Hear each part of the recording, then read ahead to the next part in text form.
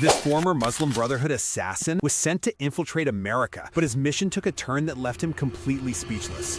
I was born to a Sunni Muslim family. I got my first toy. I was given an AK-47.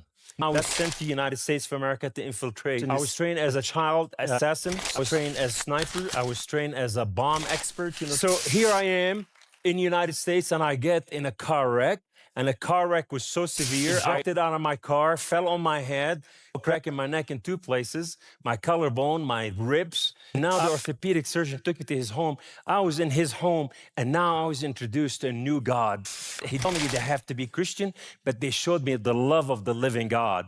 And they showed me the generosity of the love of the living God. And they showed me the forgiveness of the living God. And they showed me the protection of the living God. I could not have Jesus because I was allergic to him. I go home, and then I fall on my knees toward the east, toward Mecca, and I cry out, Allah, my King, why have you done such a thing to me? And it's not the accident that I'm crying about. You put me among Christians. These people have a relationship with their God. They call him Daddy, Father. They ask him for everything, and he does it for them. I'm seeing the Christian God doing it all, and my God doing nothing. So when he didn't answer, I decided to finish my story and clock out. Here I am sitting, and I came to grab a gun and finish my story, and I heard the Father called me by my name. He said, Kamal, my son, 3 times. He said, I am the God of Father Abraham and Isaac and Jacob. And he said, you call on me. I fell on my knees and I cried out with a loud voice, God of Father Abraham and Isaac and Jacob, if you are real, speak to me. God of Father Abraham, if you are real, I want to know you. Well, guess what happened? The room was filled with his glory, and he stood there dressed in the white clothing.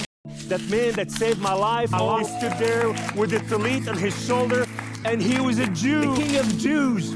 And he has holes in his hand and his feet as he stood there. And I said, who are you, my Lord? He said, Ana huwa, I am he. What is that supposed to mean? I am. I have known you before I created the foundation of the earth. I have loved you before I formed you in your mother womb. He's declared that he is my God.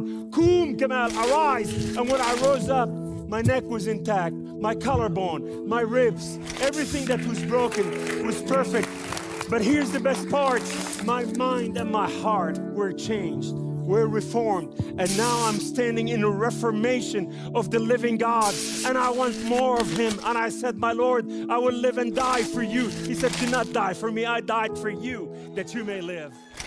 If you want to learn how to apply this verse and see it work, I put the exact steps in my No Limits Faith Guide. The link is in my bio.